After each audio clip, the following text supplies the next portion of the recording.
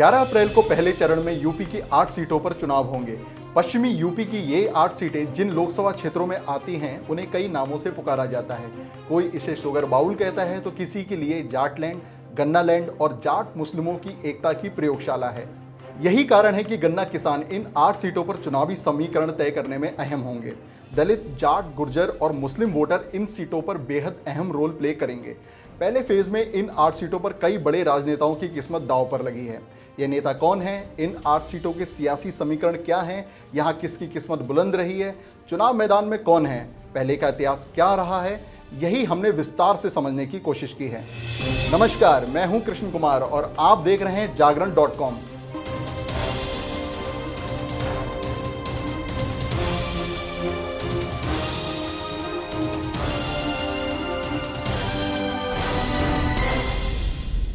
कहा जाता है कि अगर शुरुआत अच्छी हो तो अंत भी ठीक ही रहता है। ऐसे में वेस्ट यूपी की ये 8 सीट किसे अपने सर आंखों पर बैठाएंगी, ये 23 मई को चुनावी परिणामों के दिन पता चल जाएगा।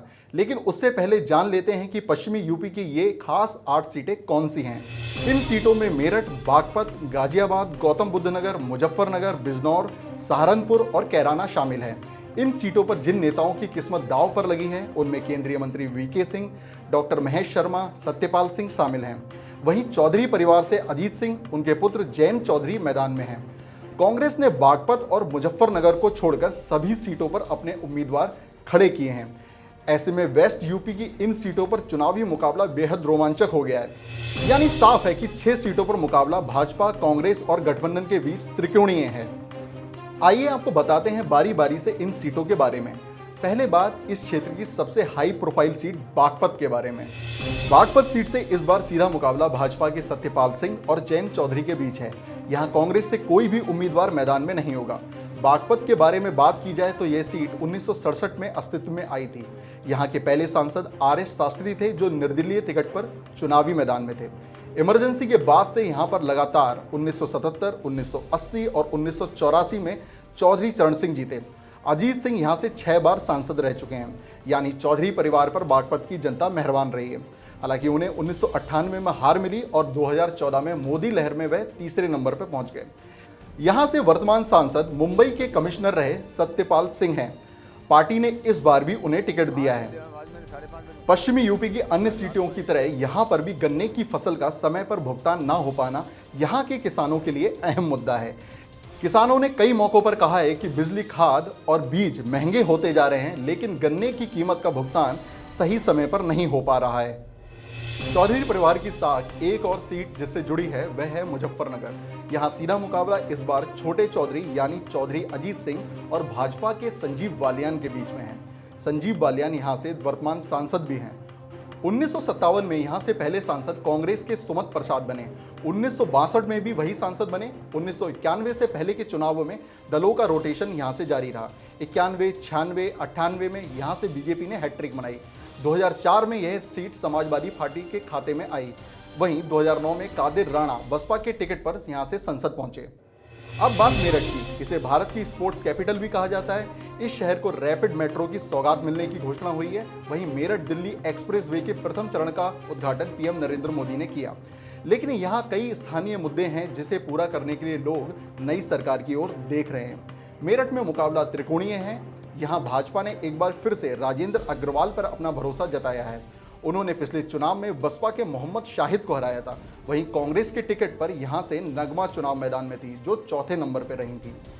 इस बार राजेंद्र अग्रवाल के मुकाबले गठबंधन के उम्मीदवार बसपा के याकूब कुरैशी हैं। वहीं कांग्रेस से मैदान में हरेंद्र अग्रवाल हैं। वह यूपी के पूर्व CM बनारसी दास के पुत्र हैं। उनको टिकट देने के पीछे वजह बताई गई है कि यहाँ से 2.5 लाख से ज़्यादा वोटर व्यापारी वर्ग के हैं। यहाँ ध्यान देना होगा कि उनसे 48 घंटे पहले यह टिकट डॉक्टर OP शर्मा को दिया गया था। इससे साफ है कि मेरठ में 2 अग्रवाल आमने सामने हैं, जिसका फायदा बसपा के याकूब कुरैशी को मिल सकता है। 2014 में मेरठ इसलिए चर्चा में आया क्योंकि प्रधानमंत्री नरेंद्र मोदी ने अपने प्रचार अभियान की शुरुआत यहाँ से की थी। मेरठ बीजेपी की सीट मानी जाती है। 2009 और 2014 में यहाँ से भाजपा जीती थी। 2004 में यहाँ से बसपा सत्ता में आई तो 1999 में कांग्रेस यहाँ से थी। 1990 में राम मंदिर आंदोलन का असर इस सीट पर दिखा। इसके बाद से यहाँ से 1991, 96, 98 में बीजेपी लगातार जीती है। 1990 में राम मंदिर आंदोलन का असर इस सीट पर दिखा। इसके बाद से यहां से लगातार 91, 96, 98 में भाजपा जीती थी। 89 में जनता पार्टी के खाते में यह सीट गई थी। वहीं 1980 और 1984 में कांग्रेस ने इस सीट को जीता था। 2011 की जनगणना के मुताबिक मेरठ की आबादी करीब 35 लाख है। कैराना सीट भाजपा के दिग्गज नेता हुकुम सिंह की मौत के बाद खाली हो गई थी। उपचुनाव में यहां से आरएलडी के टिकट पर तबस्सुम हसन ने जीत दर्ज की थी। उन्होंने हुकुम सिंह की बेटी मृगांका सिंह को हराया था। तबस्सुम टिकटों के ऐलान से ठीक पहले आरएलडी छोड़कर समाजवादी पार्टी में शामिल हो गए। अब वह गठबंधन के उम्मीदवार के तौर पर मैदान में हैं। वहीं कैराना की गनो विधानसभा से एमएलए प्रदीप सिंह पर भाजपा ने भरोसा जताया है। दरअसल प्रदीप भी मृगांका की तरह गुर्जर जाति से आते हैं, लेकिन प्रदीप सिंह को टिकट दिए जाने से एक तबका नाराज बताया गया है, क्योंकि भाजपा के स्थानीय नेता चाहते थे कि मृगांका सिंह को मौका मिले, क्योंकि जनता से उनकी सहानुभूति है।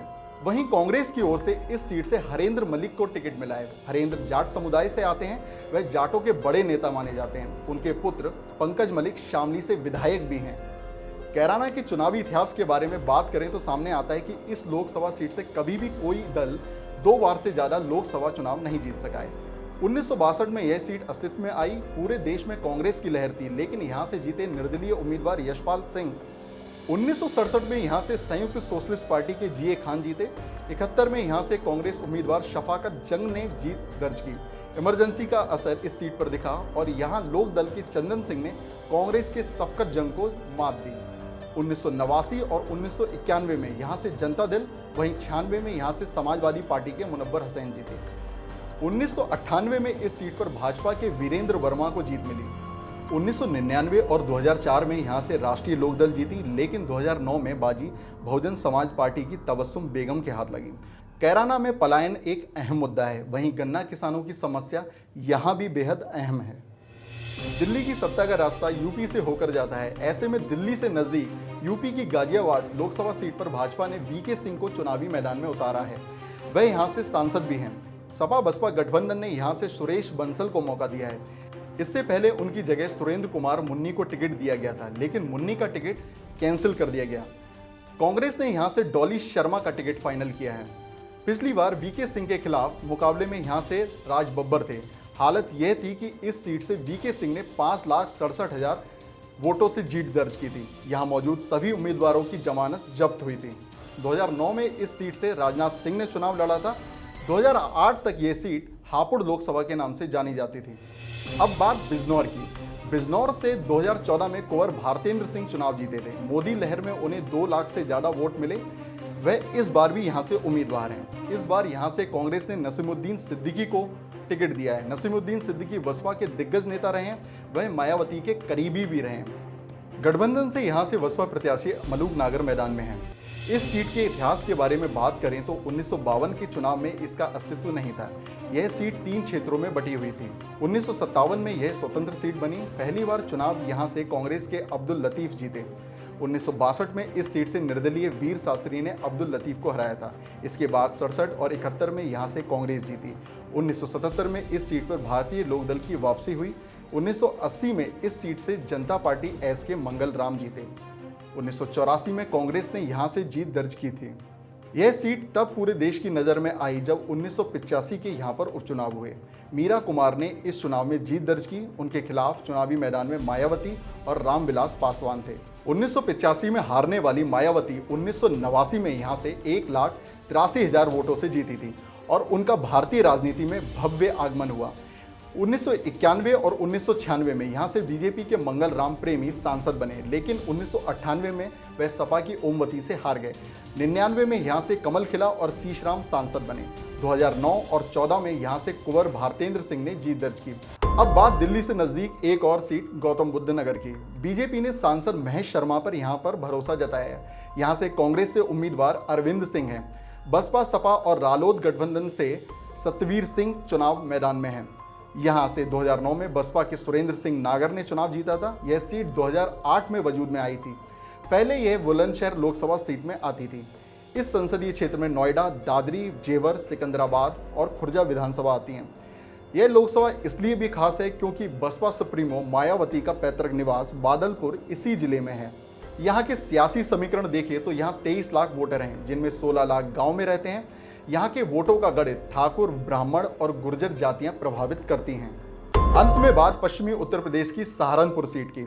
यहाँ मुकाबला त्रिकोणीय है, जहां भाजपा की ओर से एक बार फिर राघव लखनपाल मैदान में हैं। उनके सामने कांग्रेस के इमरान मसूद हैं। वहीं गठबंधन उम्मीदवार बसपा से मीट कारोबारी फजलुर रहमान हैं।